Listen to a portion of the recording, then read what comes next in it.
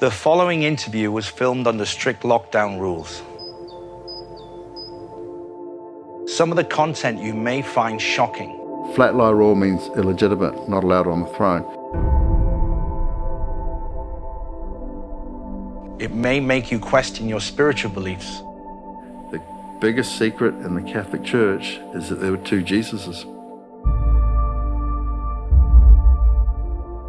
But the journalistic integrity of us presenting this in a truthful, non-biased way is very important to us. I hope you enjoy the show, and we'll see you for part 2. March 2020. The coronavirus takes full effect in the United Kingdom, and 63 million people are forced into lockdown. London streets are quiet, but rumours about the royal family are ablaze. Civil unrest breaks out. No clear leadership. Seems like there's no hope. But what if there was a new king? A hidden king?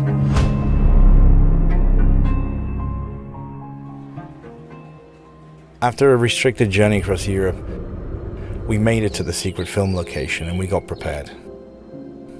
We were all a bit nervous shooting what possibly could be the biggest story of the 21st century. So when he arrived, I thought I'd go straight in for the question that was on everyone's minds. You rolling? Yeah. The Hidden King, take 1. With this ascension to the throne and the current situation with the coronavirus, is this all tied in with this internal battle in the USA? Internal battles everywhere. It is the fulfillment of prophecy. The Jews have this prophecy where they have to destroy Europe before the Messiah comes. And Messiah just means someone whose earlier works are followed later.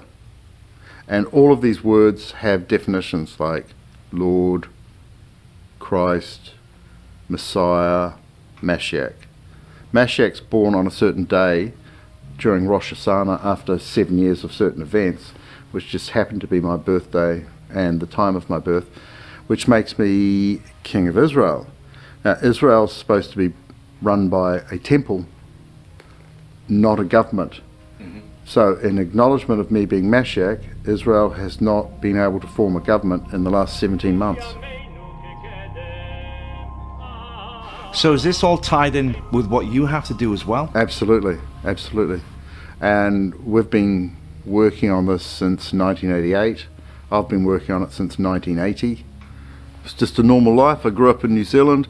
Then when I was 5.5, King George VI and Queen Elizabeth II's doctor, called Sergeant Surgeon, he came out to New Zealand, invited my father to shear his sheep. Then on Sunday we went for cold meat sandwiches, sitting on my father's knee, and he said, "Why don't you take your son down to see King George VI's son in Rotorua?" So I did that, and my father dropped me off. He was in there, then he left, and I had a private audience with King George VI's son, George Fitzratimer, who was actually King George VII. And that was on the 10th of July 1967, and at the same time they changed the New Zealand currency from British pounds and pence to New Zealand dollars and cents. But they retained the old coin called a crown and kept it in New Zealand until 1971 in use, right? So they were, symbolically they were saying that the crown is retained in New Zealand. There were signs and symbols all the way through. So if we go back a bit to the coins, from the 23rd of April 1968, 9.5 months after my meeting with King George VI's son, natural biological son, the coins started to appear Elizabeth to Greg. And that went on, that was first on the 5p coin, actually before decimalisation, and then it was last on the £2 coin on the 10th of June 1998. And that was 11,011 days apart. And 11 means the letter M, so it's spelled M0M. So something was starting to happen. I was being brought in and named and symbolised and labelled as royal. Greg speaks a lot about biblical prophecies, predictions, signs that have helped him on his journey. He's agreed to show us some of these signs today.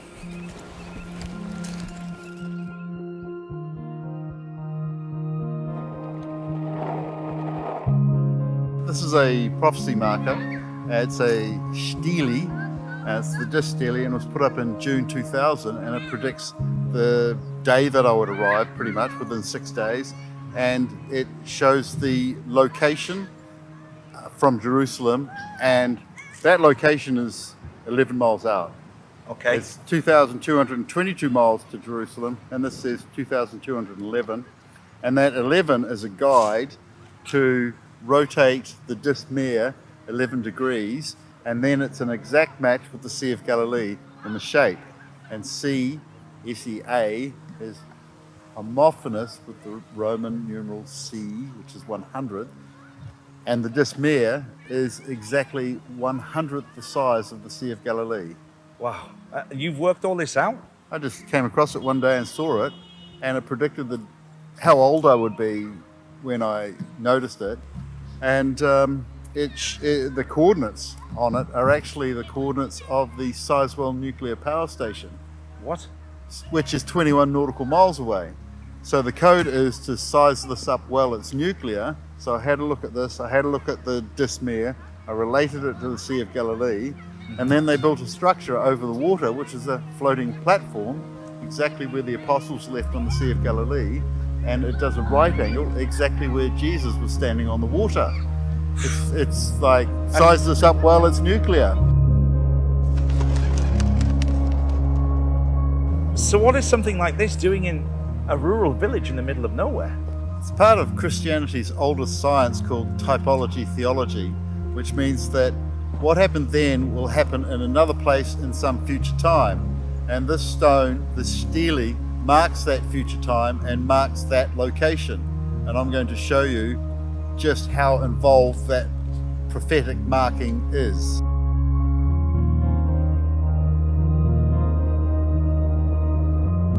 It's just unfolding like it's a glorious revolution, and it's a bloodless coup, and we're just getting rid of the old ways and the people doing the things in the old ways, and we're doing things in a new way, which is multi-dimensional from all angles, from all media, and it's just happening, and we all know it's happening, and not many people can put their finger on it, and not many people know what the causations are.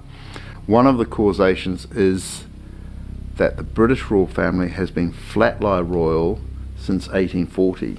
Explain that. Flat-lie royal means illegitimate, not allowed on the throne. So from the Battle of Waterloo, the British royal family lost all their money, and they've been funded by the Rothschilds in exchange for breeding rights. So the Rothschilds had the breeding rights to the British royal family from 1819 to 2019. So what was the purpose of the Rothschilds needing this? The British royal family were virtually bankrupt from 1815. So the Rothschilds funded the British royal family in exchange for the Rothschilds breeding the royals. So the whole British royal family are Rothschild Batards, and Batard is the royal name for bastard.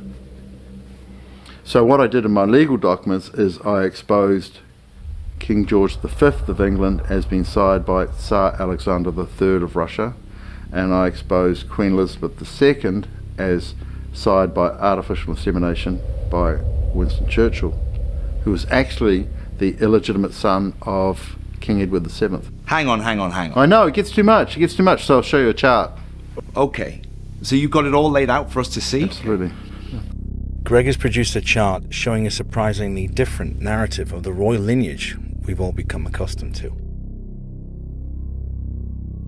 So these legal documents that you've registered and given to the British royal family, you've also sent copy of these to various other world leaders? America, Russia, Israel, England, plus And the Pope and the Archbishop of Canterbury. And nobody contested these documents? Well, they've accepted them all by passive acquiescence and cognitive avoidance, and they've put an estoppel in action on them, which means to stop due to the action, which is an admission. So the whole world has been acting on my documents, including the British royal family. They've acquiesced to my documents by removing their emblem off the Buckingham Palace gates, and by doing a Rex Abscondus, and the Queen has gone into hiding in Windsor Castle for the purpose of supposedly the coronavirus.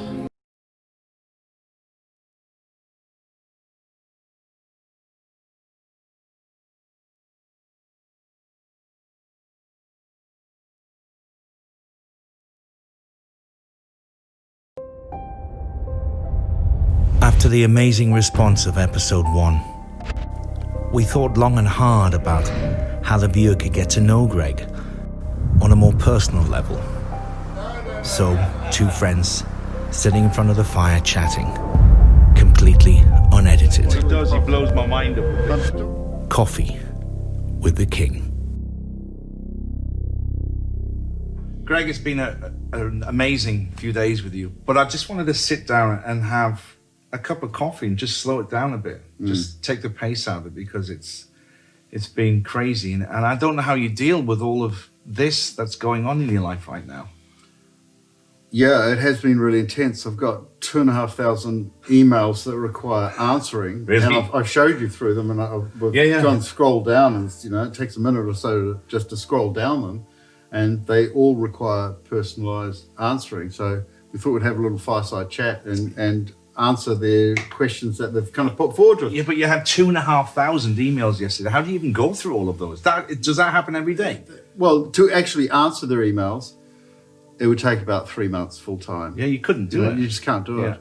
And there's all the other accounts like Twitter and Facebook. Yeah. And It's all the multimedia. But I'm getting love bombed, absolutely love bombed. Yeah. And I was doing screen captures of the love bombs without the name, and then just putting them in a folder and then putting them up on Facebook. So there'd be 80 love bombs. Yeah. And I'd have to do that twice a day. So there's 160 love bombs a day. That's too much work. You couldn't Well, do it that. was great. Someone else has picked up my logo and got the best love bombs and then stuck them in one image for the day and put those up.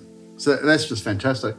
We're in a new age now, and we've got a whole other attitude to everything. And we've rejected all the sort of blue chip, warmongering, drug dealing, government propaganda lies. And now we're actually creating the whole new age. I can't think of another term other than new age. We're creating a new age now, and we're all in on it. And we're creating a new age in terms of royalty, in terms of government and governance and taxation and banking and law and religion. But have you created all of this? Have you helped design all of these things? Yeah. Well, yes. And I've been part of it, and I've been invited to be part of it on a larger level. And I've been tested all my life on this. I've been on this for for 40 years, since I was 18. Yeah. And it's just coming to fruition. So I've got all this information, put out the legal documents, and I think it's a combination of the legal documents and the Aramaic Christian prayer for the new age that's kind of got people solidified on me. Yeah. And it's also the fulfillment of prophecy. So I started to read the prophecy in the Bible and use the definitions of words in the Bible to find out what it was really about. And I found out that the Bible is really a book of prophecy hidden inside a religion. Yeah. And so the religion has a lot of dogma around it, but at least it survives for a couple of thousand years. And then when you've got the key, you can pluck out the prophecy out of the Bible and you go, hang on a minute, it's just happening. So I was doing that, and it was happening now, or was expected to happen. And a lot of it's happened over the last 3 to 6 years. But a lot of that you're saying is very complex to explain to someone who's got no history or knowledge about these things. So I actually noticed on the production side of it, on my side of it, we had a few questions that people were sending us. And I thought it could be fun if we just went through some of these questions. One of the main ones was this sword that you talk about. Yeah. So explain that to me again now. The sword was given to me at 10 p.m. on Leap Day 2012. And I was instructed to sleep with it and then hold it up to the castle that night. What's the name of this? That morning. It's the sword of the Duke of Saxon, Coburg and Gotha. But you see, I don't understand the significance of it. It's the real sword of the King of England. Right. Right? Plus a lot more. And it's the second highest sword on the planet. And then I tried to find the highest sword on the planet, which is El Shaddai, which is Moses' sword. And then I realized he didn't actually have a sword, he had a staff. He was always carrying it, wasn't he? He was. Yeah. He was. So I think what I was given was actually the highest sword on the planet. So I slept with it that night as instructed. It's a beautiful sword. It's absolutely lovely.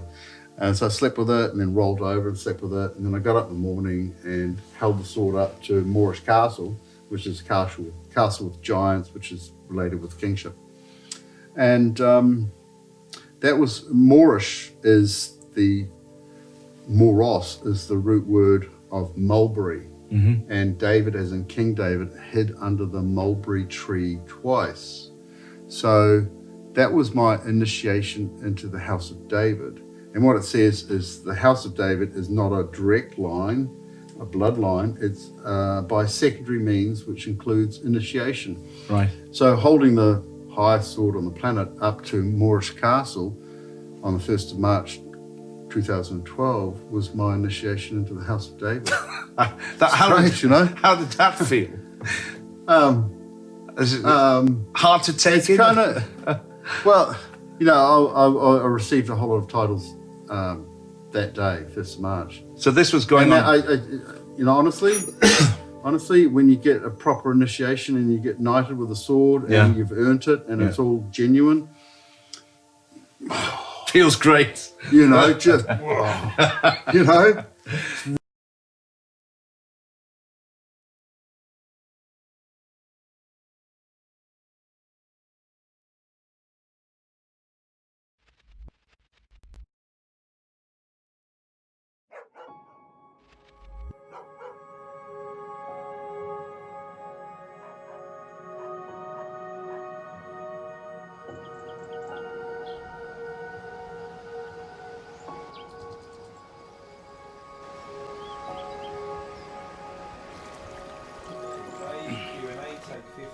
Take 15.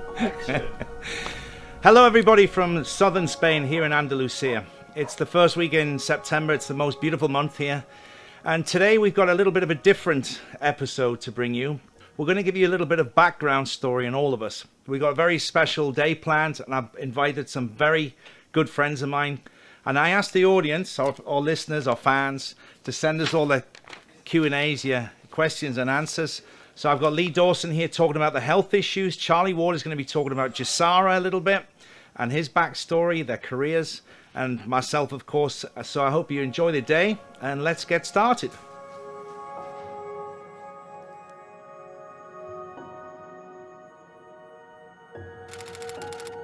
How do you build your immune system up against coronavirus? Well, when you're born, when a baby's born, it goes around touching things, right? Touching its face, picking things up, putting it in its mouth. This is how your immune system develops and becomes stronger. So when you're spraying your hands, right, washing your hands all the time, everything sterilized, this is going to make your immune system go down. So everything the government and the doctors are telling us to do is wrong, and you know it's wrong. Okay, we need to touch things, we need to shake hands, we need to kiss each other on the cheek. This is how we get stronger and stronger. Now, not even going into vitamins and minerals. Vitamin D. Vitamin D, your sunshine, 20 minutes a day. What do? They locked us in the houses to bring our immune system down. They put masks on during the summer period to bring your immune system down. Propaganda, fear from the mainstream media to bring your immune system down. Okay, each time you put that mask on, the first hour your oxygen levels drop by 10%. Okay, so if you look at your immune system's coming down with all these things, and then the winter season comes in with just your normal cold again, or your coronavirus, which comes every year, which we've had for 4 or 5 years now, and our immune system does just fine. And a normal cold is going to make you very, very sick because your immune system's right down. And then what we're going to do? Cry out for the vaccine? So you've been scared of this virus, and now all of a sudden, the virus is in the vaccine, you're going to put that in your bum? Think about that for a moment. But you don't have a choice. People act like you have a choice. Normalcy only returns when we've largely vaccinated the entire global population. And so...